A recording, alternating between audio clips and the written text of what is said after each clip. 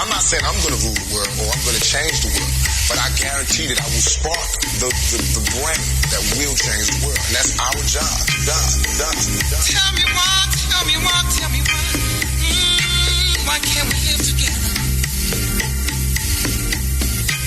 Tell me why. Why can't we live together? Everybody wants to live together. Why can't we live together? Hello, all you melanated beauties, sun-kissed by God's lips. This is Coy with your black tea sip. I'm sipping power to pour you the truth. Go grab your cup. Let's give it up. All right. This is Coy with your black tea sip. I swam here today, but I'm here, and I'm tired of the rain. I feel like a little kid. Rain, go away, come back some other day. Not sorry. I'm tired of the rain. We're feeling all icky and everything is going on. And clearly in the great state of Texas, the legislature has lost their minds. And some of them probably should drown, but one can only hope. So that's what we're going to talk about today. We're going to dive in. We're going to dissect the GOP. We're going to talk about the fact that the Republicans are doubling down on how to stop you from voting. Black, brown, poor, women, whatever it is that is considered a marginalized community, whatever that community is, and whatever it is that community wants, well, they're trying to disavow that. We're going to talk about that today. We're going to talk about the black tax. Many of you watch The Real Housewives. I'm not a person that watches it at all, but I know that you guys do, and so we talk about all things on this show, not just the stuff I want to talk about. We talk about stuff that y'all want to talk about, and so we'll talk about that today. And I want to talk about Monique, and I want to kind of start there because we're all talking about Monique, and we're talking about it from the perspective of whether she's right or wrong to have this opinion, and whether or not her opinion about hair bonnets and the like is something that should be discussed. Now, I'm one of those people that doesn't like for us to let our dirty laundry out of the house, right? I don't like that. And I know some of you are thinking to yourself, well, what do you mean let your dirty laundry out of the house? I mean, they can see them walking around in the airport with the hair bonnets on and the house shoes. Let me be clear. In Atlanta, Georgia, it's not just black women that are wearing bonnets and house shoes, okay? It's not just black women that are showing up with blankets and SpongeBob pajama pants. It's not just black women. And so the idea that you're going to suggest that black women are the ones that are doing this is not necessarily an erroneous statement. It's not wrong. And I'm not a fan of the bonnet. Like, I don't even like to put my bonnet on at night because it's just not it's what they say, not a good look. But you need to protect your locks, right? So then you say, okay, well, it's for the home. I do agree that house shoes are termed house shoes because they're for the house. They're not, in the words of my 10-year-old, for the streets. And so I don't think that her message was wrong. Here's the problem. It was the messenger. It wasn't the message. It was the messenger. It was because Monique, the last time we heard from her, she was basically asking us to deny ourselves Netflix, to disavow the company that actually hosts a plethora of black shows. If you are in the United States of America, you have the option through Netflix to watch black people that have French shows, that have European shows. You have the option to watch on Netflix shows out of Africa and Australia, and those are black people. So the idea that we should not be also watching Netflix, and we should stop, back when she came out in 2020, because Netflix would not pay her the millions of dollars that she thought she deserved. Now, I am certainly not here to talk about someone's worth. I'm not here to discuss whether or not someone is deserving of what they say they want. I'm not saying for 1 second that they don't have the right to basically charge what they want to charge. Certainly not saying that. I am saying that the message was not wrong, but the messenger was wrong. I'm saying that Monique was the wrong person. And when did we start calling her auntie? Like, when did that happen? I didn't know she was an auntie of ours. I mean, Maxine Waters, Auntie Max, that's auntie. I'm not sure about Monique. I mean, I guess there's some people out there that refer to her as auntie, but here's what I want to say. This is an opportunity to have a real discussion about physician heal thyself. And I'm saying that because Monique is not necessarily the person you want to hear from. Because the last comedy show that Monique did, she had her pancake teats with a navel outfit. I mean, it was cut out to the navel. And she didn't have the kind of breastises that you would want to see. For me, no tea, no shade. I couldn't even enjoy, and she's not really that funny. I mean, let's keep it 100, but I've digressed. I could not concentrate because I kept saying, why don't you put something on? I felt like old mother at the church covered her up. Where's a handkerchief? Somebody got a handkerchief? Because it was very distracting because her breasts were like pancakes. And the outfit was not for a woman with gray hair. I mean, listen, one of the reasons that I say I have to keep my hair dyed is because you can't wear short shorts and gray hair. Once you decide my hair is gray and I'm rolling with that, there are certain things you can't do. But the same person who came to us and said, I want you to help me be enriched, is the same person that now wants to give us attire. I'm not saying she's wrong, but she wants to give us attire advice. And yes, I think we need to have pride in the way we look. But who is the messenger? Who is delivering the message? Like, she should whisper that in somebody else's ear and allow them to kind of tell us so that it's more palatable. Like, give it to Tina Knowles, right? Tina never disappoints, baby. She's always snatched in together. Give it to Tina so that we hear it, we digest it because it's palatable. It's not palatable coming from Monique. And so now there's this discussion about whether or not we should wear bonnets. Well, no, the bonnet is for your home. It's not for the streets. That's why they're called house shoes. But then here's the other problem. Because we, as African Americans, really do direct the culture of the United States through fashion and music and dance, we are the ones that direct it. So what like Uggs, they make some now. And those furry, I don't understand.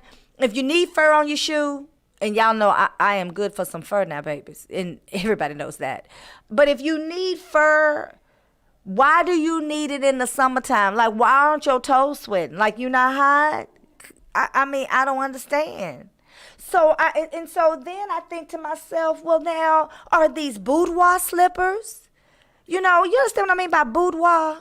Some of y'all don't have a clue to what I'm talking about. Let me educate. I'm all about the education.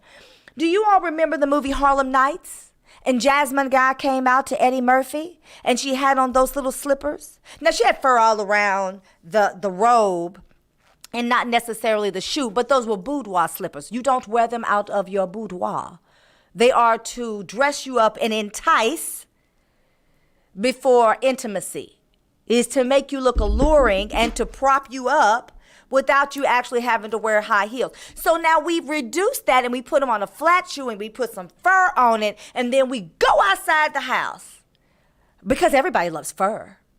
Even if it's 98 degrees in Texas and you got on flip-flops. So yes, I agree that there needs to be proper attire and decorum at the airport. But I also think that certain designers play into this thing about black culture. the fact that you are $1.9 trillion of the GDP through purchase of merchandise. So was the conversation about not wearing bonnets and have respect for the way you look? Or was it the fact that you are enriching people that are appropriating your culture and then ultimately talking about you? It is like when people dye their hair and you have it pinks and blues and chartreuse and maroon, wine color. I did it. My hair was plum. I was teaching school, child. It was plum, honey. I even made my eyebrows because, I was young and I was really, really cute. And then Janet Jackson did it, and I had people calling me to my, did you see Janet Jackson's hair? I did it before JJ did it. Janet was a lot older too, and it kind of looked funny on her, but she was Janet, so everybody let it go. But then now you have rainbow colored hair, and we're seeing on YouTube where our counterparts are doing it, and it's not ghetto. It's only ghetto when we do it. Because they appropriate our culture, and then they talk about us because of it. Now that should have been the conversation that Monique had. That might have been a lot more palatable and digestible. But where we are now is we got Monique, the same person in 2020 that said, don't watch Netflix because they didn't give me my monies. And 5 years before that, she talked about she won an Oscar and she got blackballed. They said she got blackballed because of her attitude. It's like the whole story is not being told by Monique. And now y'all are out there really talking about it, and y'all are up in an uproar, and y'all are feeling some kind of way, and you should not. Because the next time you hear from Monique, she'll be asking you for something. I wouldn't be surprised if she came out with some hair bonnets that she thought were appropriate for the airport. And let me just say this one last thing, because I don't want to belabor the point. But these bonnets that are to protect your hair, if you think about it, and I had a friend, Tracy Henderson, so this is not my thought, it's hers, but I like where she was going with it. When you go into the beauty supply and you buy these hair bonnets from the Asian stores, and they're coming from Asian countries, and predominantly being sold by Asian countries through Asian people in America to the black community, and usually these beauty supplies are in our neighborhoods, and we're watched very carefully, because I remember walking in with my handbag and the guy looked down at it as if I was going to load it up, and he didn't say anything, but I saw that he paid attention. And because my friend Crystal, who was on this show, talked about how the man told her she had to leave with her handbag, I just want to make this one statement. These hair bonnets are a very watered down, diluted version, per Tracy, but I like where she's going, of the African head wrap or a Jamaican style head wrap where it's lazy and you just throw it on your head. Because it takes from the bandana that we grew up with when we were wrapping our hair. And so now you're wearing it out instead of wearing an African headdress or a Jamaican hair wrap. And you're letting the Asian market dictate how you leave the home, when in Africa you would have dressed your head ornately and still protected it. This is Coy with the Black Tea Sip. I'm going to take a quick break, and I'll be right back. Let's talk about the GOP. We're going to talk about how they got started. I think there's some education there. And, of course, we're going to talk about Governor Hot Wheels and Dan Patrick and how they are trying to hold the Democrats hostage in the state of Texas with some ridiculous bills. Go grab your cup. I'm going to fill it up. This is Coy. For nearly 30 years, we've had the experienced leadership of Congresswoman Eddie Bernice Johnson. Now, it's our duty to ensure that we continue toward progress. I am Jane Hope Hamilton. As a wife, a mother, and for a time a single mother, I know firsthand the challenges that our families face, and I know what it takes to get things done for our families and our community. As the state director for President Biden and former chief of staff on Capitol Hill, I fought for our community to have affordable health care, good paying jobs, and quality education. For years, I have also gone toe-to-toe with those who try to push us back and knock us down. When corrupt Republicans pass discriminatory voting laws that violate our rights, I fought back, went to court, and won. And when an out-of-control cop beat me to the ground, I refused to be intimidated. I stood up for myself, and the charges were dropped because I demanded justice. In this climate, as we face so much uncertainty, I am being encouraged to run in Congressional District 30. And as I consider it, I'd like to hear from you. Together, we can move our communities and our families forward.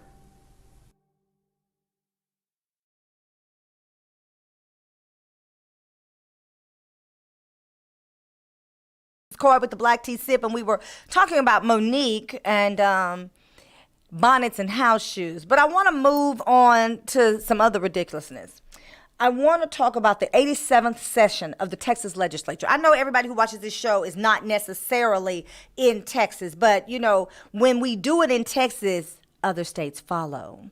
So I want to talk about the fact that during the 87th regular session, because understand they're coming back for an emergency session called by Governor Hot Wheels, because they have bills that were so volatile to voting rights of everyday citizens in the state of Texas that the Democrats walked out.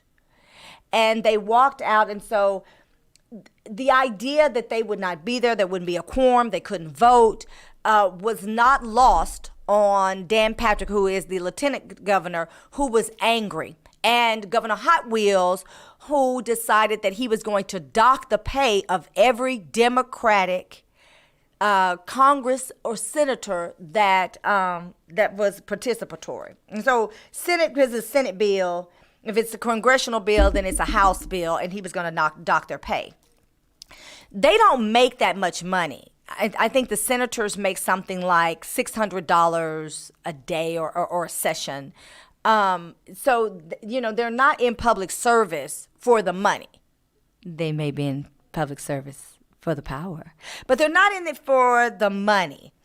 And so they are less affected, right, with the $600 stipend. It's a stipend. You're a public servant. You're a servant leader. They are, however, really going to impact the staffers because that is their full-time jobs. So if you're a state rep, basically the Congress for the state of Texas, the House, or if you're a senator, you have another job because the state of Texas only has session every other year.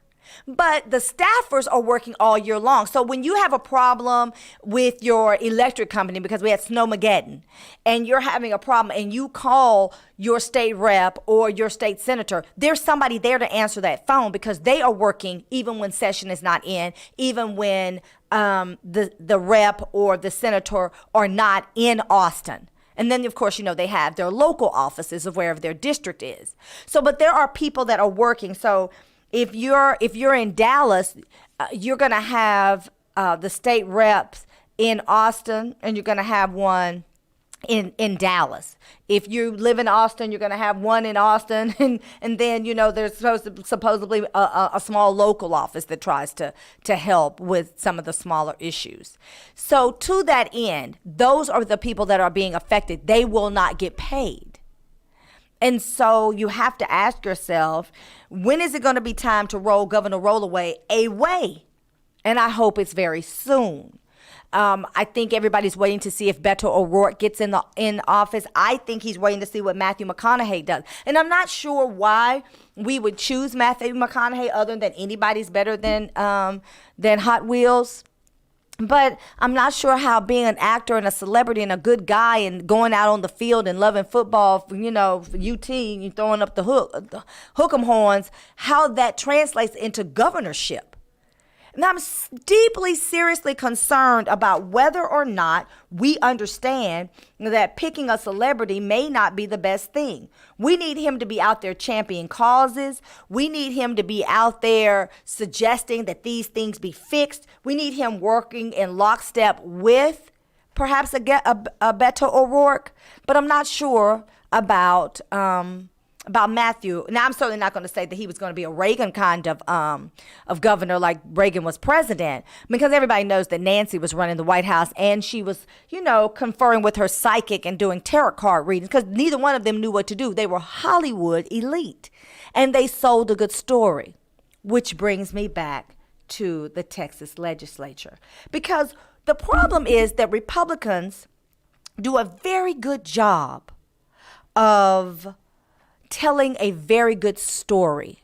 They do an excellent job of making sure that whether the story is believable or not, it is told with such vigor and told with such it's told in such a way that even when you know it's not true, people still roll with it. I mean, look at Trump. And so now you have SB 3, which is the Senate Bill 3, which is the oversight of energy infrastructure, alarm systems, winterizing power plants. The legislature formed a committee to protect natural gas. And let's talk about natural gas. Let's talk about why that's important. The truth of it is that it's all very strange, right?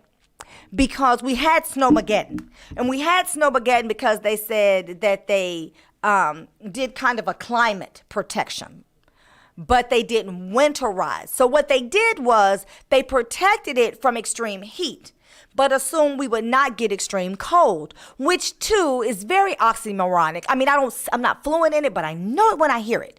It's oxymoronic because we have had since 2011, maybe before 2011, 2009, when we started having these ridiculous snowstorms that would shut down the city. Because I believe in 2009 we shut down, and then in 2011 the whole Metroplex shut down for one solid week. So now we're saying we're not going to protect you against extreme cold because it's highly unlikely, even though it's happened before. So we need people in the legislature that understand words, because words have meaning. But they did what they did, and then we had Snowmageddon, and people were without power. And people had their pipes burst and were not able to relocate because they were renters and they were at the mercy of their landlords. So the idea that you're going to form a committee to talk about natural gas, let me tell you why that's important. Because natural gas has to be delivered in such a way to the power plant that the power plant can actually use it to transfer it into actual energy that comes in the form of electricity. So we run the risk of natural gas not being delivered, and then those natural gas sources, should they stop working, then all of that cease. Not only does it cease it ceases and it halts, but then all of the equipment that delivers it then becomes in jeopardy. So Snowmageddon, I think they said we were 60 seconds from an entire state blackout when they started cutting off certain grids, and then the grid started coming back up. I think, we've heard 30 seconds, we've heard 3 minutes. I was on the call that said we were 60 seconds away. And, the phone was kind of going in and out, and it was losing connection. We heard 60 seconds, and I started texting people saying, listen. And people, and then, of course, people do what people do. They say, oh, are you sure? Well, I mean, don't do what I'm saying and just wait and see what happens, and let's hope and pray for the best. And many of us were not affected. But what's going to happen next time? So the SB3, they're going to look at energy infrastructure, alarm systems, and winterizing the power plants. And they're going to have a committee for natural gas. That concerns me, because when you start talking about committees, how effective are they at your job? Like most committees, we just meet and have a meeting. And we meet to talk about the next meeting, because all the deliverables are going to be future forward. So that concerns me. ERCOT. Remember, everybody was upset with ERCOT? Everybody was talking about them, and they were upset, and they were pissed off, ERCOT. And we didn't know anything about ERCOT until ERCOT screwed up. Well, really, the governor screwed up, but ERCOT had to bear the brunt of the blame. So now the governor, Hot Wheels, has been given more power in whom he selects for the board. With that being said, there's not one black person on that board. Some of you are shocked. I heard you gasp. There are no black people. The board is smaller, so they shrunk the board, and so now he has more control. But he's really big on cronyism. So anybody that gets picked for the board is probably more than likely going to have his same sentiments. And so I don't know how that benefits us at all. But this is what we're doing in the great state of Texas. And, I say that. I use great lovingly, really laughingly, but we're going to say lovingly. So let's talk about the priorities for the state of Texas and the bills that they have. SB 29 bans transgenders from sports. Now, wait a minute. What's the name? Caitlyn Jenner. Yeah, I almost slipped and said Bruce, but I fixed it. Caitlyn came out and said that she did not believe that that a boy should be able to play girl sports or a girl should play boy sports. But the idea is that the girl will not have the advantage in the sport like the boy would. So a boy who is trans and wants to play girl sports, SB 29 in the state of Texas would say no to that. Now, here's the thing. I don't know what my feelings are on this because I do think that a boy would have an advantage. But they say, well, he's taking hormones. And I don't have enough scientific information about what that does to the body so that they start to talk about, oh, well, no, he's not going to have the same momentum or strength that a boy would have because of the hormones. Like, I don't know that part. But this is what I do know. That we're asking our children to take on a lot. There should be a lot more education instead of just ruling from policy. Because there should be a process, and I don't know how that works in the schools. Was he James in 9th grade and he's Janice in 10th grade? He came back over the summer and now it's Janice. Because the truth is, for people that are not in the LGBTQ plus community, we need time. And I know some people are cringing right now that I'm having this conversation, but I think this conversation needs to be had. We need time. And I'm saying that because those that are transitioning have had time to process, to go through their emotions, and to make certain decisions. And there are supposed to be certain medical policies in place that allow these children to go through a process. Now, we're finding out that process is not necessarily what it should be. And there are children that went through gender reassignment surgeries that have regrets because the idea that you need time to process your emotions, your thoughts, are not always being objectively delivered. But I say that to say that people who are not part of that community, that are less educated and struggling with trying to understand, I think you need a period of allowing them to get ready. So you're asking boys who knew that this was a girl last year to accept her on the football team. And she very well may be a very good football player. Don't misunderstand what I'm saying. There are some girls that can outplay some boys on the basketball court, So that's not at all. I mean, look at Serena. I'm sure it's some men that play that don't, that are glad they don't have to play Serena. So I'm not saying that she's less than, heavens no, but I am saying that you need a period of progression. There should be a conversation and there should be things put in place to help all children, not just the LGBTQ plus children, because it is hard to understand if you're not part of that community and you're not educated. But aside from that, those who are struggling to understand are then labeled homophobic. And that too can be unkind and jarring, and it can be quite a lot for a child. So I don't know, because it's a lot for adults that are trying to understand and process and be kind and be sensitive. So I think that instead of trying to legislate, we need more education. But of course, we're not going to get that education in the state of Texas. Oh, no, we're not going to get that kind of education in the state of Texas. I'm going to take a quick break, and then I'm going to come back and tell you why we won't get that kind of education in the state of Texas. Like the show, share it. This is Coy with the Black Tea Sip.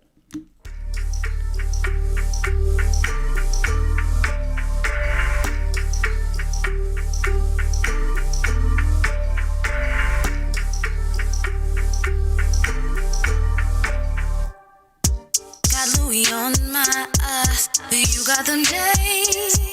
Took you a whole year to bounce back. Took me a couple days. You hitting licks, I'm getting rich. I'm hitting C-notes. Watch what you say, I got a pick. I can show you what he know. He can do tricks, he with the shit. Do what I tell him to. If he get at you, I plead the fifth. I didn't tell him to. I hit the block was hot. I had to drop the top. Remember the name, never forget the face. I'm coming back. Won't now, go get your phone now. Yeah. Won't now, go get your phone now. You should watch me shine. Look like I hit the lotto. I be on my grind. Bitches think I hit the lotto. You should watch me shine. Look like I hit the lotto. Bitches think I'm lying. Nah, I ain't hit the lotto. Oh, now, go get your phone now. Cause I'm in a zone now. This is my town. Turn off the lights now. Cause I'm shutting shit down. Send the shots to all my haters. No, I don't promote violence. Where is the waiter? Sign autographs later. Then I gotta go. Sign autograph on the back of my check. Minding my business. Yeah, that's a bet. Baby, my entourage ready to flex. Pop rubber bands. See, we neck to neck. Running the race. I got who's next. How does it taste? Pick up the pace. I'm on a new page. My honey's fresh. Like they just came out of a suitcase. Won't now, go get your phone now. Go get your phone. Won't now, go get your phone now. You should watch me shine. Look like I hit the lotto. I be on my grind. Bitches think I hit the lotto. You should watch me shine. Look like I hit the lotto. Bitches think I'm lying. I ain't hit the lotto. They gon' hate on you cause they know you shining bright. They gon' hate on you cause they know you shining bright. They gon' hate on you cause they know you shining bright. They gon' hate on you cause they gon' hate on you cause they gon' hate on you cause they know you shining bright. They gon' hate on you cause they know you shining bright. They gon' hate on you cause they know you shining bright.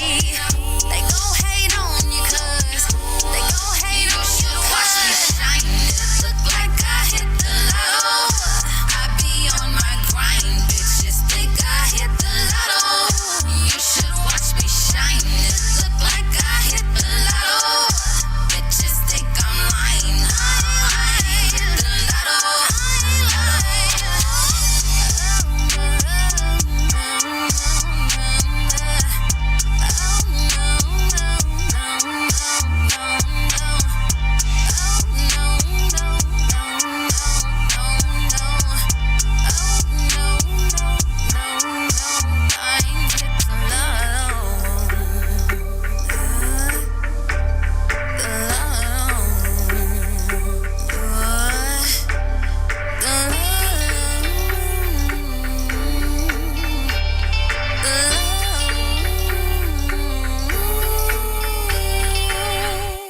Find a stable job in a growing field?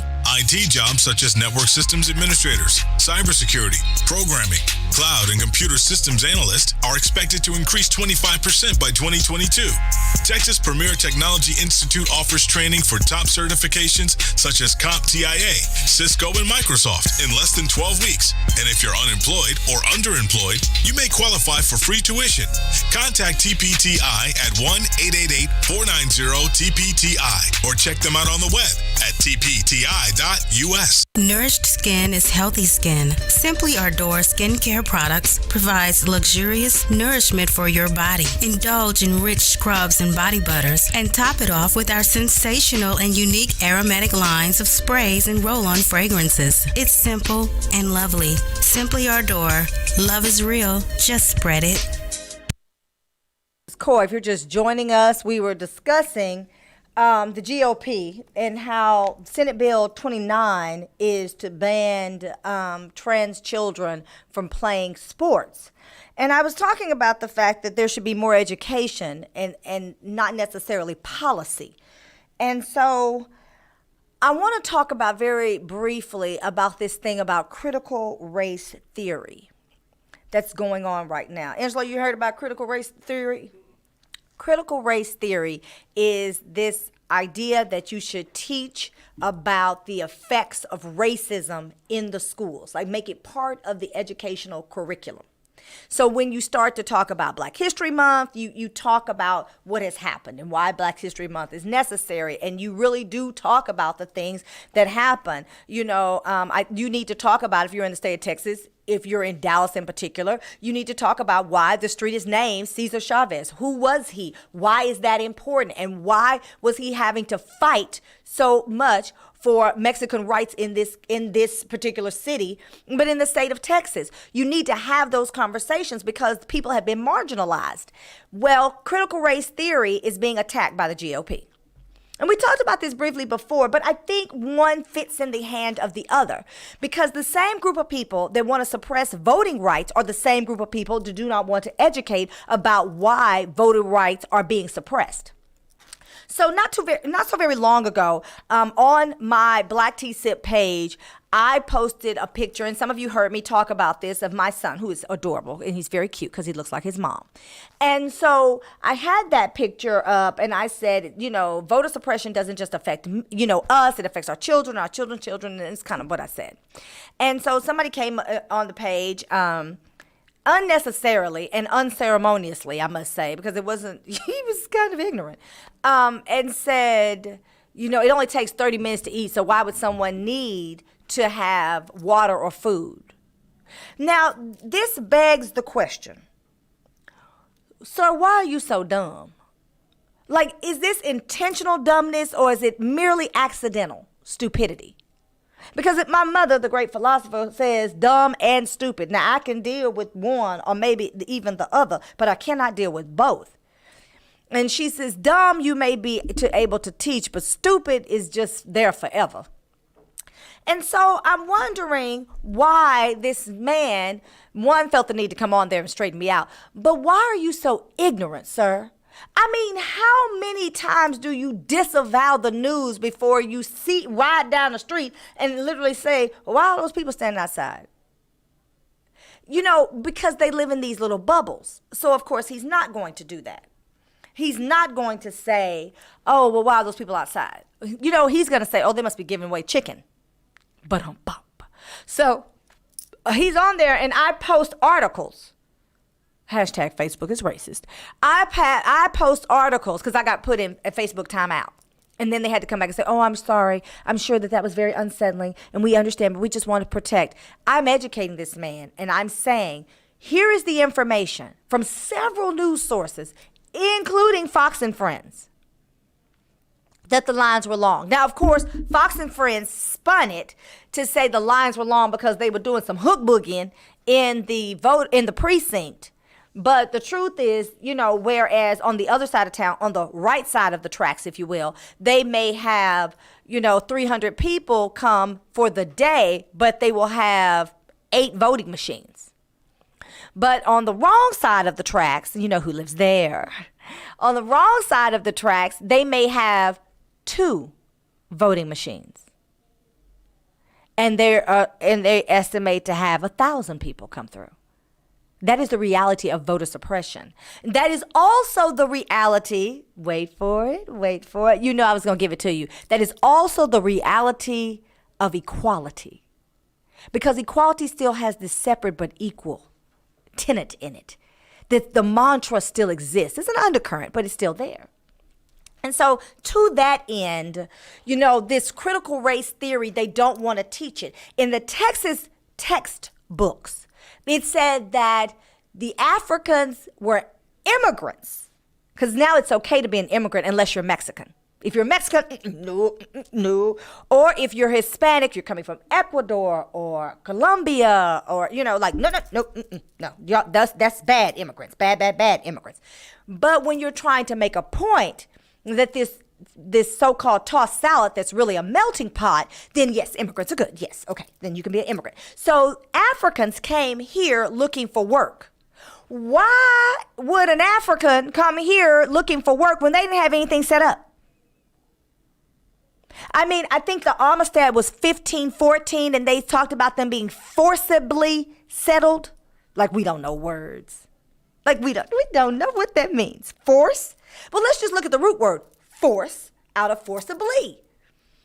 So you have nothing here, and you need people to help you build it. They would leave Africa. Understand what Africa is. Because, you know, I really do believe in education. I love history and geography. I get it from my daddy.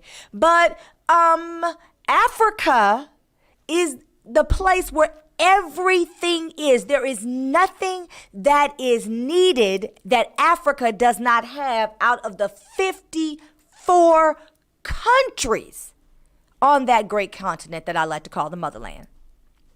And I'm saying that to say this. In the Congo, the chips that you need to make your cell phone work and to make your car work, because you know there's a car shortage now because they don't have the chip, is found in the soil. It naturally derives in the Congo soil. It's part of the dirt. Why would an African in any country come here looking for work? So that's a lie from the pit of hell. You know, I told you if it don't make sense, it's a lie somewhere. And if it doesn't make sense, it's probably a racist lurking about. So this is no different. If we start to teach critical race theory, then you start to challenge these voter suppression laws that they are trying to enact. Then we start to talk about some things like why qualified immunity did not pass for the George Floyd Act. So now there are tenets, certain aspects of the George Floyd Act, like no more chokeholds. But then, you know, I didn't read the full bill. I read the draft, because you can go on there and just read it as they are drafting the bills and they're putting them out there and they're letting you know what's going to the floor for a vote or what's in committee. And a lot of times bills are held up in committee, like there was a lobbying bill, SB 10, as an example of being held up in committee. So Senate Bill 10 has to do with lobbying.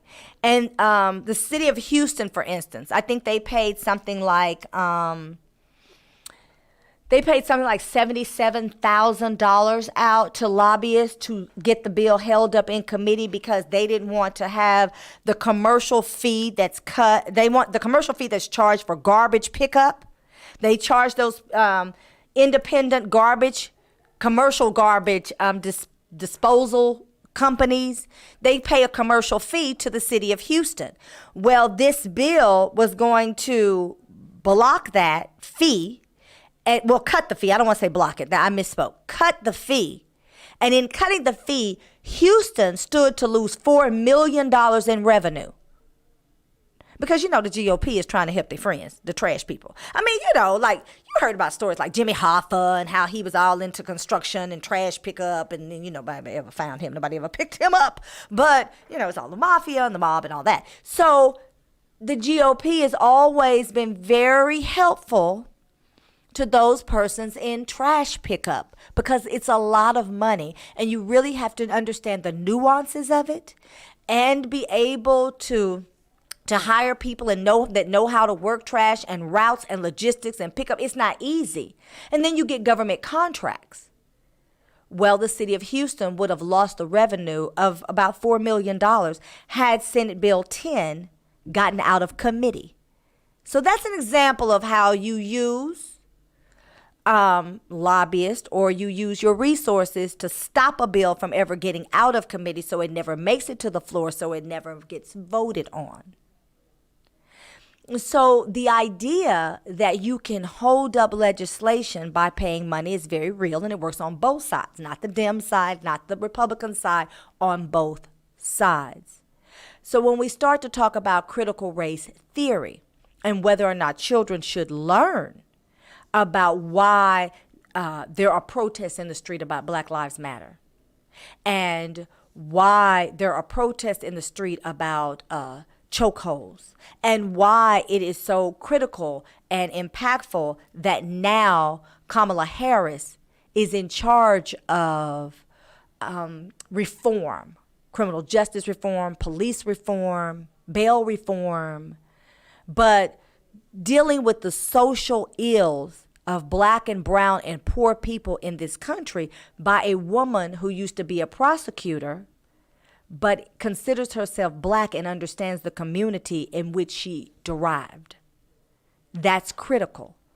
When we start to argue about whether or not little white children should learn about critical race theory, what they're teaching them is to prolong and perpetuate the idealism that the voter suppression laws that we're faced with are not real or necessary to fight and ward off, and that we're just whiny babies. If you continue to disavow the education and tell the truth, if you're not dealing in earnesty and truth, then you perpetuate the idealism that when we had Eric Ransom on this show talking about South Lake Carroll, and then very recently in A-Leaf, I believe it was, where they auctioned off their Black classmates. Because we're not teaching critical race theory, we're only teaching about cotton pickers. This is Coy with the Black Tea Sip. I got to take a quick break. We got to pay some bills. Stay with me. Go grab your cup. I'm going to fill it up because we're not done. Not at all. Hey, this is Lady Cat from Kingdom Culture Radio, broadcasting live each week on Friday at 4 p.m. from FBR in studios at Globe Life Park in Arlington, Texas. Log on to hear gospel hip-hop and gospel R&B, along with fascinating interviews, news, and testimonies. So be sure to log on each Friday at 4 p.m. for Kingdom Culture Radio. Let's get our praise party on and jump in. On FishbowlRadioNetwork.com. Jump in. Podcasters, the name of the game is to get more visibility for your podcast so you can gain more credibility with your audience, thus more profitability. If you're ready to start syndicating your podcast and massively grow your audience and influence, then contact Fishbowl Radio Network today at 817-633-4880. Fishbowl Radio Network is one of the largest streaming platforms in the world, and now your podcast can be heard all over the world by the listening audience that Fishbowl Radio Network has amassed over the last 11 years. With over 6 million impressions a month and growing, this is a platform that all podcasters should be on to create greater visibility for their podcast. Jump in today and be a part of the Fishbowl family, streaming great live internet radio shows and podcasts 24/7. 817-633-4880. Jump in. Hello, I'm Bill. I've been in the financial industry for over 30 years. Now I share my passion for helping others become more financially educated. Why are so many people interested in what I share? Because like others, I've discovered who the financially free are and who they are not. But most importantly, I've determined how ordinary people can become financially free. If you're struggling with living paycheck to paycheck, drowning in debt while struggling to save for retirement, then I can get you the support you need. By joining the Mustard Seed Financial Literacy Series membership, you will get access to my financial courses. Hey, don't worry, I'm not going to teach you how to become a financial consultant, but I am going to show you how to get out of debt, how to raise your your credit score, and how to put savings away for retirement. My courses are simple and easy to follow at your own pace. So join today at abetterwaytogrow.org. That's abetterwaytogrow.org. I'm going to show you a better way to grow. Hello, we are It's About the Kids Incorporated. We are a 501c3 nonprofit organization that operates out of Dallas, Texas. Our mission is to focus on the kids of today who will become the youth of tomorrow and the adult of the future. Today, tomorrow, the future. Empowering the community one family at a time. You can reach us at all social media platforms at It's About the Kids or online at www.itsaboutthekids.org. Where we mentor a child, save a life. Hi, this is Diane Marion Eunice, and I am a licensed marriage and family therapist. For the past 9 years, I have worked with over 300 couples in the areas of sexual health, communication, and conflict resolution. If you are interested in rebuilding connection and intimacy with your partner, please contact me today. I can be reached at 682-201-8175, or you can email me at diane@letstalkrelationships.org, or visit my website at www.letstalkrelationships.org. And remember, you can't heal if you refuse to deal. I'm not saying I'm going to rule the world or I'm going to change the world, but I guarantee that I will spark the brain that will change the world. And that's our job. Tell me why. Why can't we live together? Tell me why. Live together. Everybody wants to live together. Why can't we live together? Hello, all you melanated beauties, sun-kissed by God's lips. This is Coy with your black tea sip. I'm sipping power to pour you the truth. Go grab your cup. Let's fill it up. All right, and we're back. This is Cora with the Black Tea Sip for the second hour. And if you're just joining us, we've talked about a lot, and we're talking about the GOP and how they have effectuated laws, not just in the state of Texas, although I did start out talking about Texas, throughout the nation for voter suppression. I mean, famously, Alabama's governor signed into law where you could not give people food or water in the line. And we've talked about that on this show. My friend Crystal James had a very valid point. Well, it specifically said water so you can give them juice. Apple juice, orange juice, Capri Sun, Sunny Delight, Coke, Pepsi, Mountain Dew. I mean, I could go on. Cocoa, because it's going to be cold. So the ridiculousness of it all. But I really want to talk about some things that are really at the crux of what's happening with the GOP. And, because I believe in education and I believe in having a good understanding of who you're dealing with, everyone continues to talk about Trump. I mean, we've heard it time and time and time again, right? That it's Trump, it's Trump, it's Trump. And I don't want to get away from the fact that Trump is a cancer that should be cut out of the universe. Because the orangutan that used to run the three-ring circle from the Oval Office, from the Oval Office, is still very prevalent in Republican politics. And so when we start to talk about, even in our own state, Ken Paxton is the Attorney General.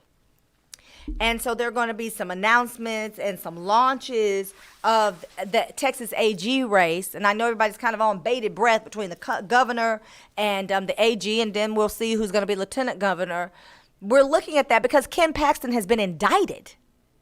They sent a letter, basically a censure letter from like over 20 people that work for him, saying he's an awful person, not just in his job, like he breathes awfulness, and he's still on the job. And so that brings me to former United States Postal General Louis DeJoy, who was the federal, who's now under investigation for campaign contributions.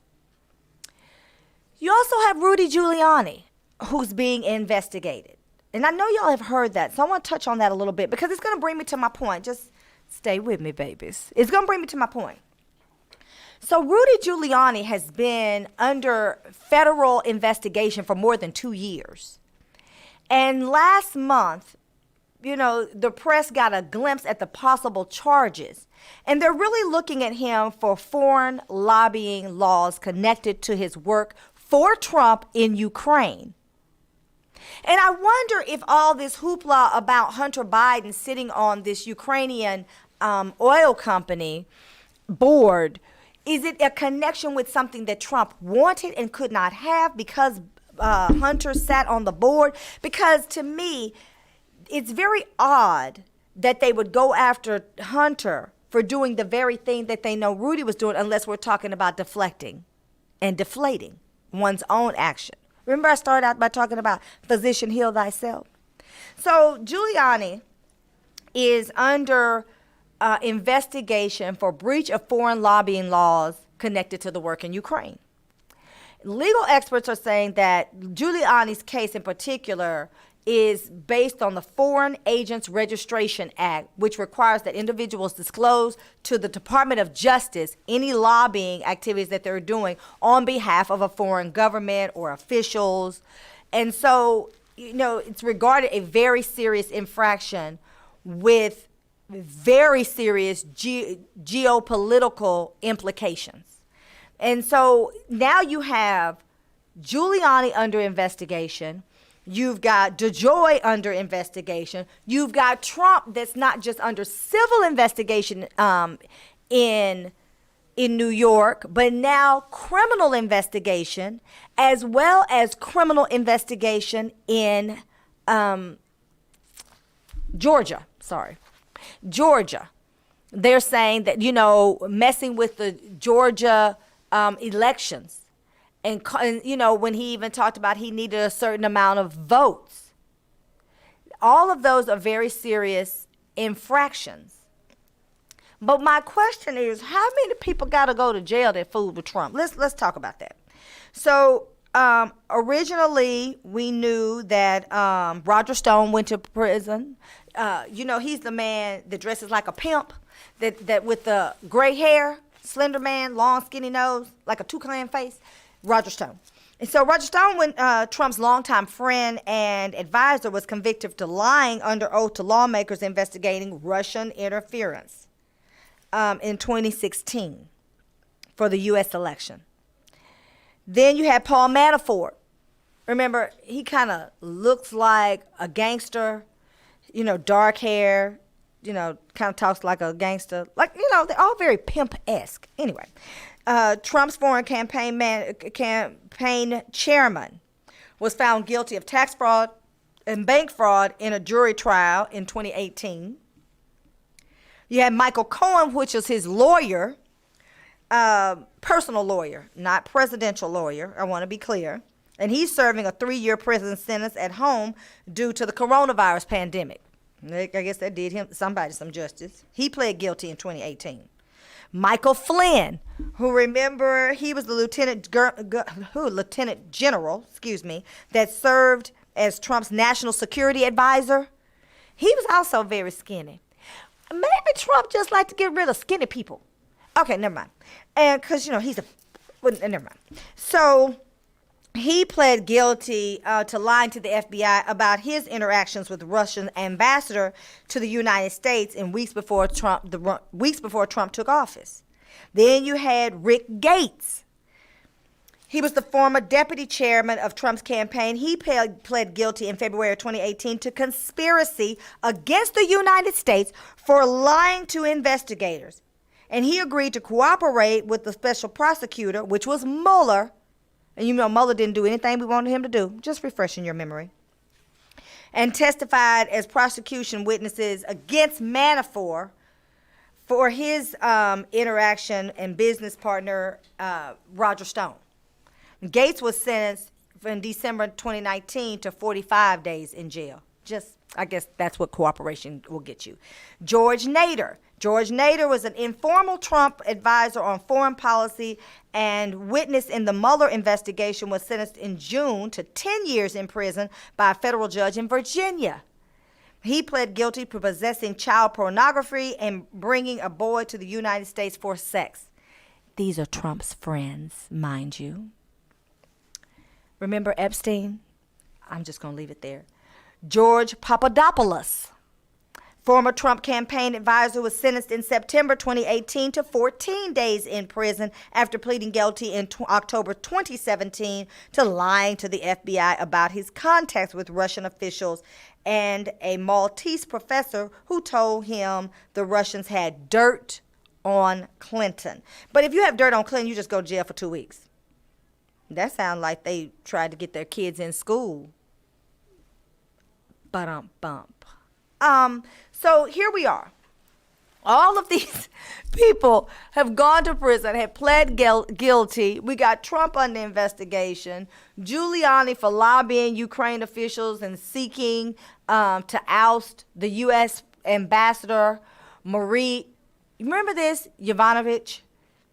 And she kept saying no. They kept trying to move the needle towards Hunter Biden, and she said no, and ultimately she was fired. In executing the warrant, this is the part I want to get to because this is going to be good. In executing the search warrant in April, authorities seized 18 electronic devices and from Giuliani's office. And the Justice Department said that they took the following devices.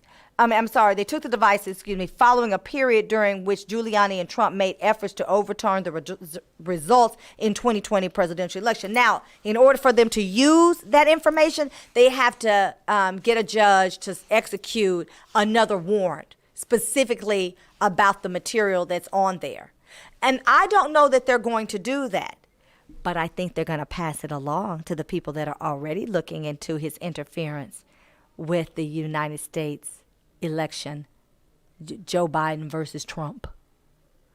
It's just funny. Don't you just love to see it all come together? So there's a sister. I just want to get this out. There's a sister in New York, the Attorney General of New York, Letitia James. She confirmed to Politico on email, and I quote, this is a quote, "We are now actively investigating the Trump organization in a criminal capacity," because before it was civil about his school. Now it's a criminal capacity along with the Manhattan DA. The AG's office is undertaking a sweeping probe of former President Donald Trump and his family, aka orangutan, family is a circus, over allegedly misstating property values to get tax benefits. In February, the Supreme Court paved the way for the Manhattan District Attorney Cyrus Vance Jr.'s team to get 8 years of Trump's tax returns and financial records as a part of Vance's criminal probe into potential tax, insurance, and bank fraud against the Trumps.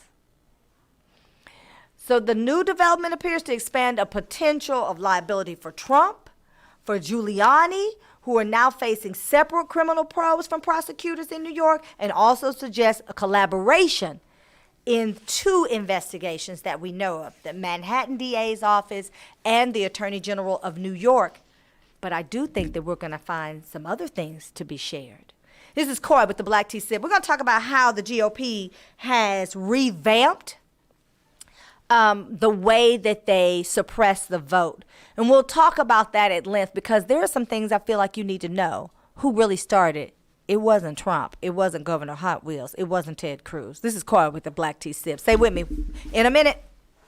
For nearly 30 ye've had the experienced leadership of Congresswoman Eboni Johnson. Now it's our duty to ensure that we continue toward progress. I am Jane Hope Hamilton. As a wife, a mother, and for a time a single mother, I know firsthand the challenges that our families face, and I know what it takes to get things done for our families and our community.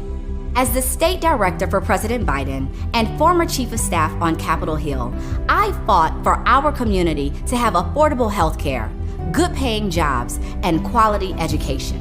For years, I have also gone toe-to-toe with those who try to push us back and knock us down.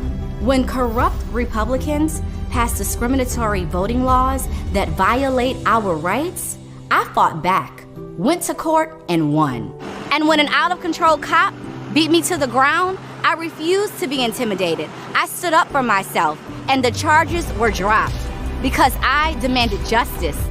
In this climate, as we face so much uncertainty. I am being encouraged to run in Congressional District 30. And as I consider it, I'd like to hear from you. Together, we can move our communities and our families forward.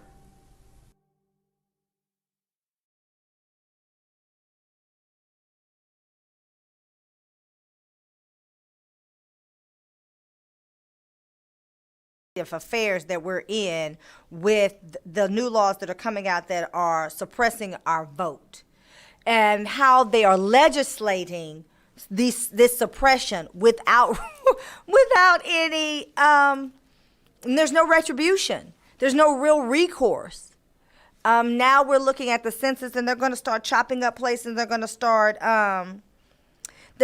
start to really affect the way that you're able to even vote, because they're going to change where you vote, whom you vote with. So your precinct may change because they start to redraw the lines and they start to cut them in. And many years ago, there was a Democrat that was very effective, Martin Frost. Some loved him, some hated him, but Martin Frost. And they cut the line and literally completely drew him out of his district. He was a U.S. congressman, and he took it to court and he won, but he was never able to get back in office.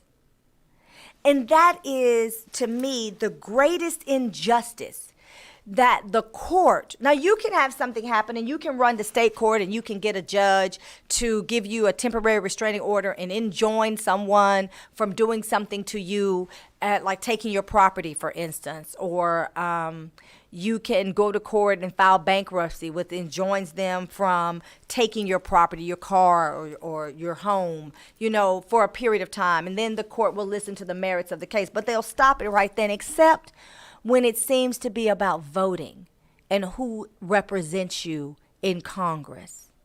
How exactly does that work? Because there's no real recourse. Well, I'm saying that to say this. There's a man that passed away a few years back named Thomas Hofeller. And he was the one that talked about secrecy, and he taught young Republican legislators how to not have themselves exposed and how to protect their emails and that kind of thing. And then before he died, they found that he did not take his own advice. And what was discovered is how he used North Carolina in 2016 as the guinea pig of how to redefine voter suppression. So they've been looking at this for a long time, and they've been paying very close attention to how we vote. They've also been looking very carefully at the Hispanic community, which is projected to become the majority and no longer a minority by 2045. So they said, well, what are we going to do? Now here's a coyism. Here's what I profess. I profess that one of the reasons they're trying to stop legalized abortion is so women, white women in particular, can start to procreate, so that they can warp the minds of these little babies and get them to vote ridiculously for GOP legislation. Now, I know that's a coyism you're saying, really, but I think that's part of it. Because nothing is happenstance, and it's all woven together, weaved in such a way that you have to really take time to look at it with a very close lens to see that one begets the other. And without doing that, without looking very closely at it, you start to forget. And you start to look at these as isolated injuries, depending on how you're affected. But I think it's greater than that. I think this proves it when we start to look at how Hofeller unconstitutionally used race data to draw North Carolinians' congressional districts in 2016. Now you say, well, what does that mean? So there are a database that keeps the information about all voters in the United States. And then you pay for that service per election cycle for what you need. So if you're a judge running for office in Dallas County, then you're looking at Dallas County and you're not looking at San Antonio and Austin. But if you're running for the Attorney General's race, then you are looking at the entire state of Texas, and you're looking at DeSoto just like you're looking at Tyler. And so what happened with Hoffler is he looked at race, looked at how they were voting. So you say, well, what does that mean? In the city of Dallas, where I live, there are 3 black people. And it looks like we're waiting to see if Kevin Felder's going to get his seat back. Now let me just say this for the Dallas sites. It's got to be really hard out there for a pimp if Kevin Felder can potentially get his seat back. And it's because Adam Balazuda, I'm pretty sure I messed that up. No tea, no shade. It's because his campaign manager, who recently ran for Dallas County chair, Michelle Espinoza, who considers herself Afro-Hispanic, a lie, she only said that to me, was the one that said we're about to take this historically black seat because she didn't understand the city. See, they come here with these ideas about who we are and who they are, and they have no clue, and that happens throughout the great United States. And so I'm only using her as an example because I had direct connection with Michelle Espinoza, and I asked her, not only did we have a conversation, but we had a very riveting Facebook conversation. And she went off her post where she said the historically black seat, and then she went to Politics Now and she said sweetie, I'm on Politics Now too, sugar. And so we had that conversation again, and then I told her she'd come to the show and she couldn't tell me about Adam Blazula as city councilman, but she could explain why she thought it was appropriate to say we're about to take this historically black seat. So now you have to pay attention that if there is really connection between black and brown, why was that statement made by a woman that considers herself to be Afro-Hispanic? Those are the things that Arsenio Hall used to say, but I've digressed. So in making decisions about how he was going to draw the congressional lines, I was using Dallas City as an example. So you have Casey Thomas as a city council member that represents one constituency based in the city, and then you have Tanel Atkins, another. Neither one of my council people. Let me just say that. But down the street of Camp Wisdom, now all Dallasites know what I'm talking about. Down the street of Camp Wisdom, one side of the street belongs to Casey, one side of the street belongs to Tanel Atkins. Why would you draw a line and separate a street? Those are the kinds of things that happen when they start talking about redistricting and how they're going to draw the lines, because in doing it that way, then Hoffler and the Republicans got something in North Carolina.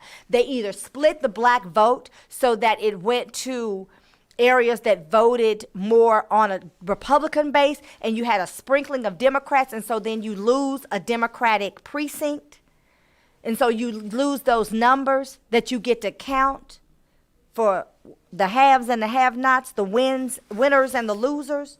Those are the kinds of things that were done. So when he died, they found all of these files, dozens of intensely detailed studies of North Carolina college students broken down by race, cross-reference against state driver's license files to determine whether these students likely possessed, hear me and hear me well, proper ID to vote.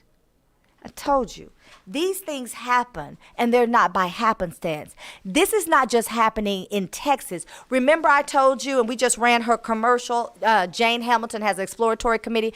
Go on there and give her $5, $10, $15, whatever you're able to give her, but give Jane some money because she's a real one. And y'all know what I mean by that. She's a real one. The reason in the state of Texas that a college student can vote with their college ID is because of Jane Hamilton. Because originally, when Governor Hot Wheels decided that he wanted to disavow the ability for people to vote with something other than a Texas driver's license and a voter registration card, he decided that if you had a concealed carry license, which they have since made useless because of permitless carry. But we're going to talk about that at another talk show. He said you could use your gun license, even a hunting license, but not a college ID. Now, the rationale was that a hunting license and a carry license, handgun license, were checked by the state of Texas, and so that was permissible. And the idea that you could not use your college ID was because that was by a college. Even if the college was a state school, it was disavowed. Now, so you have to ask yourself, well, now, wouldn't the school go through painstaking efforts to make sure that that child is actually enrolled? Because they usually get money from the federal government and so you ensure that that person is that person. So are the two IDs really that different? I say not. I say this is an effort to stop black and brown babies and poor people from being able to vote, because you can be a college student, get a couple of tickets, lose your license, but have your college ID. You see? So then they say, oh, well, you don't need to vote because you don't have a license. Well, Jane said no.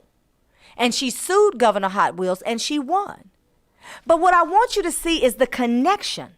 I want you to draw the beeline from North Carolina with this man, Thomas Hoffler, doing a study with North Carolinian college students, breaking them down by race to determine if they would have proper ID to vote in any United States held election. See? So then they start to fight in all the states about whether or what you can vote with. And because unfortunately we don't have a Jane Hamilton everywhere, many states did get away with it, where college students cannot vote with their ID. You must have a state-issued ID and or voter registration card. So when we start to talk about why they're doing the things they're doing, they've been practicing a long time. I'm not sure what the Democrats are doing for practice, but they have been practicing for a very long time. So these files for Hoffler show work for the Republicans across the country. And they collected data on citizens' voting age population in North Carolina, in Texas, and Arizona, and some other states as far back as 2011. Hoffler was part of the Republican effort to add a citizenship question to the census, which would have allowed political parties to obtain more precise citizenship data ahead of the 2020 redistricting cycle. Do y'all think this is a game? I mean, what are we doing out here? These people are keeping it all the way 1,000, and we are running around here having arguments about whether or not we believe that Como actually said something inappropriate to somebody. And I'm not saying sexual harassment is okay in any way, shape, form, or fashion. I am using the fact that the Democrats have thrown Como away. I mean, he is for the streets. And Donald Trump is under investigation. Giuliani is under investigation. DeJoy is under investigation. And I read several names of people that have already been indicted, and they are literally talking about Trump 2024. What in the hell is going on? Are we as Democrats just not paying attention? I know I'm not as lighthearted as I normally am because I'm perplexed. And I'm bothered in my spirit because it is as if we are just standing by allowing these things to happen to us. And thank God for the Democrats who walked out. But now they're faced with how their staff is going to eat. This is a war. I think Joe Biden said it best when he said, this is a war for the soul of America. The soul of America. We are literally You know, for those of you, I know it's not cool to be, you know, a lover of Jesus Christ and a worshiper of the Most High God. I know that's not cool in black because, you know, slavery's in the Bible and they taught us to be slaves and we reporting to our white masters and our blue-eyed, blonde-haired Jesus. I know that's the thing. I just don't prescribe to that theory.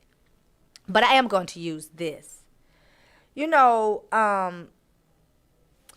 we talk about in the Bible, train up a child in the way that he shall go. And they say he'll leave, but he will return to it. They are literally training up racist, teaching them, people who don't think that they're racist, teaching them to use race, citizenship, to formulate data, to stop the vote. And they've been practicing. We talked about on this show a while back that my mother remembers my grandfather, her father, having to say, "Oh, I got the money for us to vote," because black people had to pay poll tax.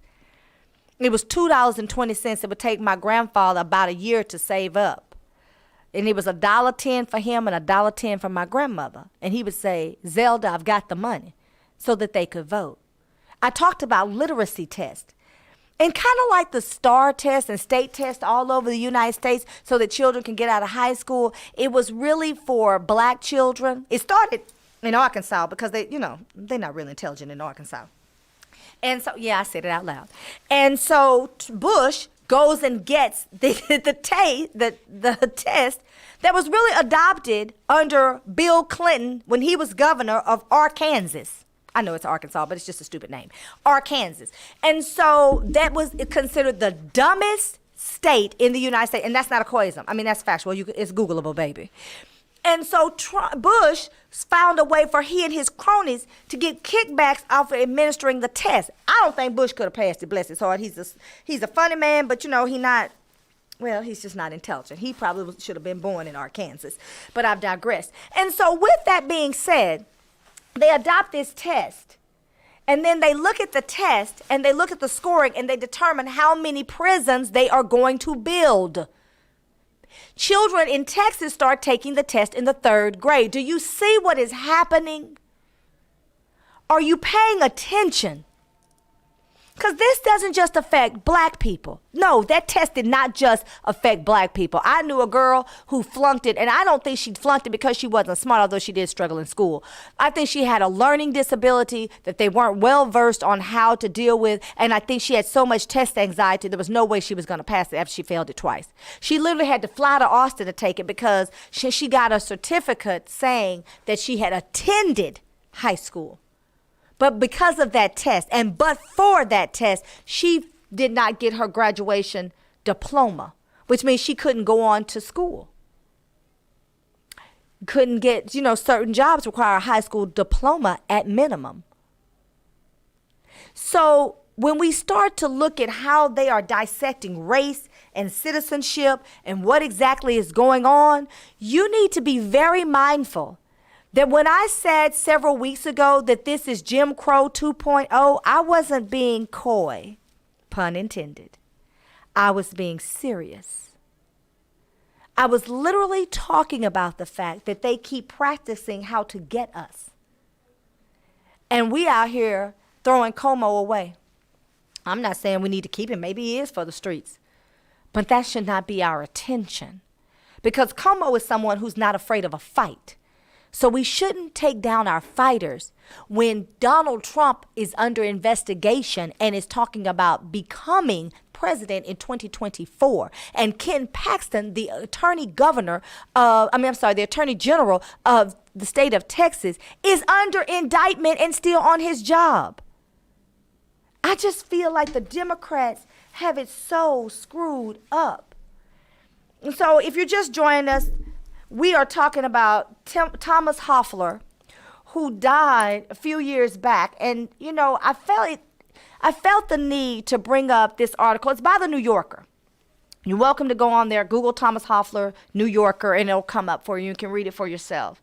But part of the documents that were found after his death showed that he was hired by the Massachusetts Republican who sought to use Voting Rights Act provision for a majority minority seats to draw a single district containing all of Boston, so that Republicans could make inroads into otherwise entirely Democratic congressional delegations. Listen, there's a such thing when some people are playing chess and other people are playing checkers. What are we doing, Democrats? I mean, truthfully, there's just not enough Jane Hamiltons to go around. And then you got some of y'all out here that won't vote. This is not a war for the soul of America. This is a war to take you out, to marginalize you to where you do not matter and you do not exist. That is what this is about. You ought to be talking about this around the wine cooler. I mean, yeah, I said wine cooler. Water cooler. Well, clearly, you know what's on my mind. Around the water cooler. You ought to be talking about this in your committees, your little virtual meetings, because, child, we still doing that. You need to be having these conversations. You need to understand that when Hoffler was hired by in Massachusetts, they won. He drew several seats of maps. I'm not saying they won then. Let me be clear. They didn't win then because he drew all these seats and it went nowhere. But look at what happened. You do know that Mitt Romney is from Massachusetts. Now I'm not a Mitt Romney hater. I actually kind of like Mitt Romney. I just think he lives in a bubble and he's an elitist and he doesn't know that $250,000 is not the average salary in America.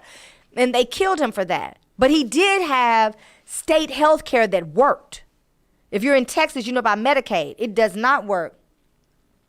But what I am saying, when I say they won, I mean they won because they were able to figure it out. Because look where we are now. And those same files were documented that he did the same work in Mississippi, Alabama, and Virginia, and other states. So that was the trial run. That was the guinea pig to see what would happen. There are emails that connect Hoffler to redistricting in Florida.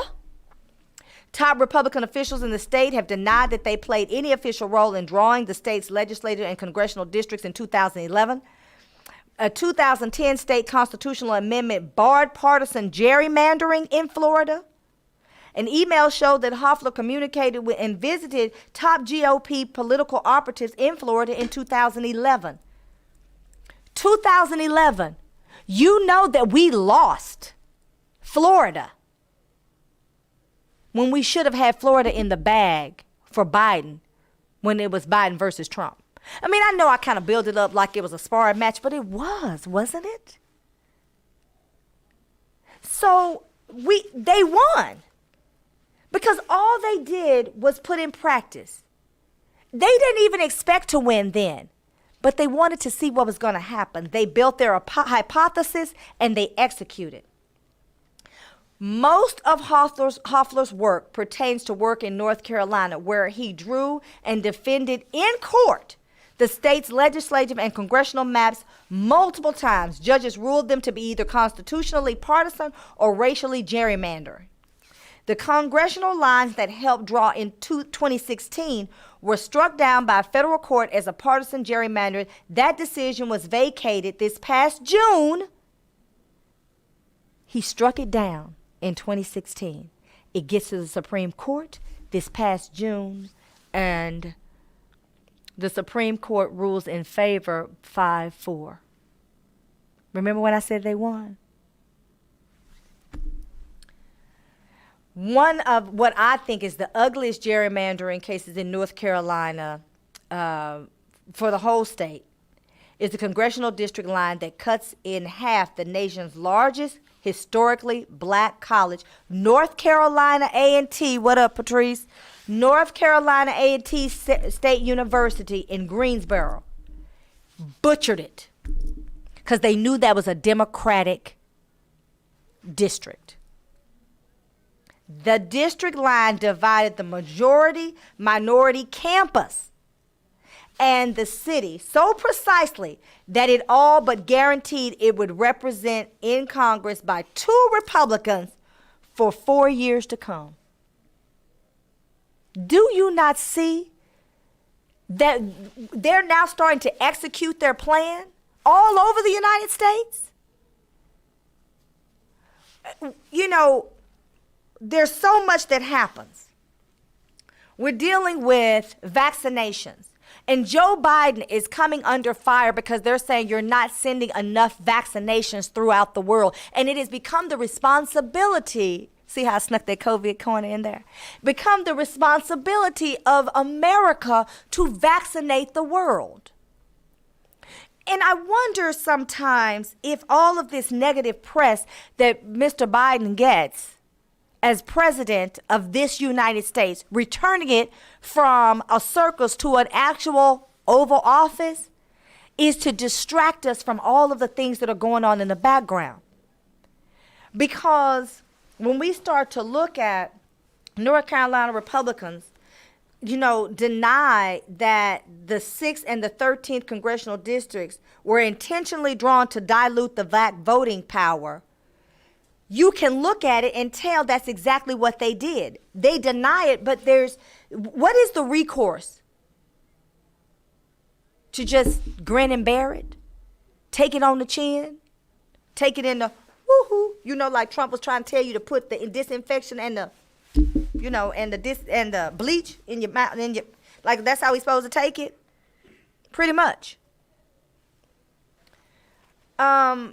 There are spreadsheets that lay this out. I mean, and, you know, I gave a shout out to my friend Patrice. She's an Aggie.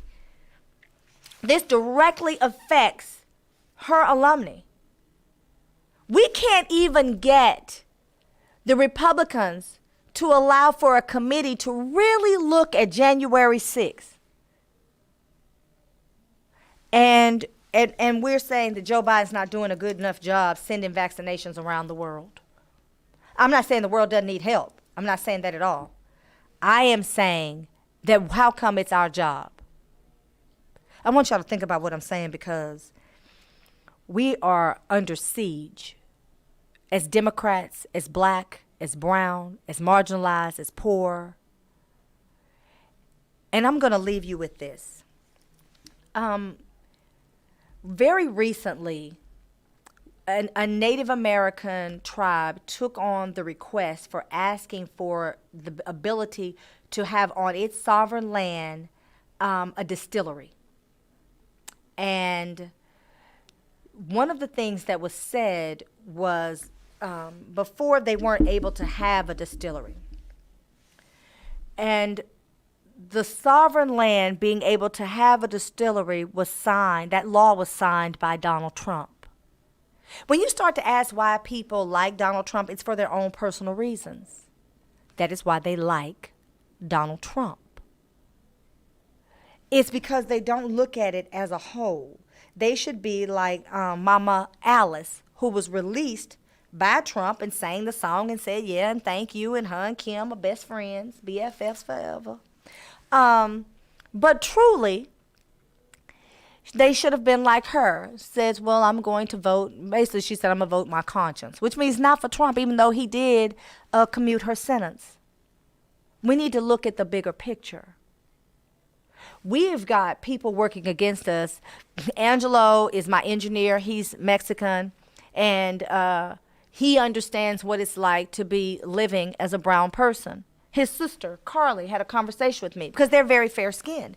And she says, you know, I look white. But it wasn't until I started dating my Puerto Rican boyfriend that I really started to see the differences and to appreciate what it means to be brown in this country, the disparate treatment. And so I think, you know, Carly made a very valid point. And then she's so honest about it. And we don't have enough of that. But there are so many people that are voting against us, and we're starting saying black and brown, and we try to roll everybody up in this nice little pecan log, when that's not really the case. Some people are actually working against us. And it's because we don't know all that Trump did, because we were always told by the media to look elsewhere. We can't have the good fight unless we know what's really going on. I'm going to take one quick break, and I'll be right back to close us out. This is Cora with the Black Tea Sip. Yeah, I wanna be, yeah.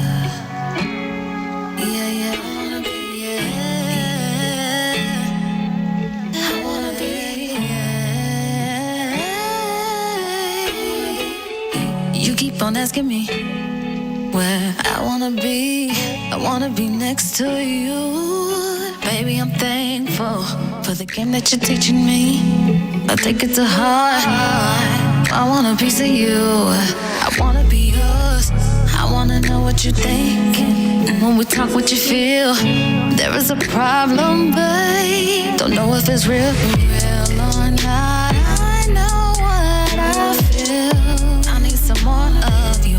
You and me belong together. I don't mind showing you it's real. I feel your heart when it beat. Me and you, we on the same team. Yeah, I wanna be yours. I wanna be yours. I got a smart mouth, but I want it to be yours. I got a good heart and it's beating for you. Don't have to show me it's real. I wanna be, yeah. I don't mind showing you it's real. I wanna be.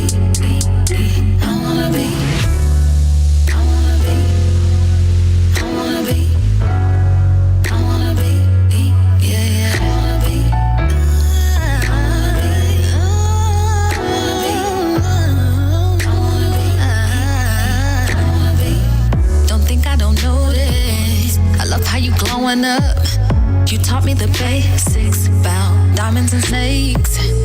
Timing is precious and it's better to wait. Tick tock, baby, I'm listening. I wanna know more. Don't wanna be your apprentice. I wanna be yours. I'm ready to jump in the deep end now. Baby, I'm sure you got that high dollar love, babe, like Christian Dior. Don't wanna be your friend, baby. I wanna be yours. Real or not. All right, and before I close this out, I want to just briefly talk about the Real Housewives of New York. The black tax reared its ugly head. Eboni K. Williams, I do not know her personally, but she's a very good friend of my friend Hillary, who's called into the show, Howard alum. And Eboni is the truth. Today on The View, they had Rachel Lindsay. Now, I do know Rachel, and she was with my younger brother and Jack and Jill, and I remember her sister. And her father was one of the first black federal judges. And we talk about black tax. One of the things that the Duchess, whatever she's called, because I don't really watch that mess, but she told her, you're very angry, and she labeled her the angry black woman. I want y'all to pay very close attention as we start to talk more and more about Black Wall Street, and we start to talk about reparations, and we start to talk about the wealth gap and how so much has been stolen from us and denied us. Watch how they start to define us. That's my time. This is Koi with the Black Tea Sip. We'll do it again. Same bat time, same bat channel next week. Love, peace, and hair grease. And I'm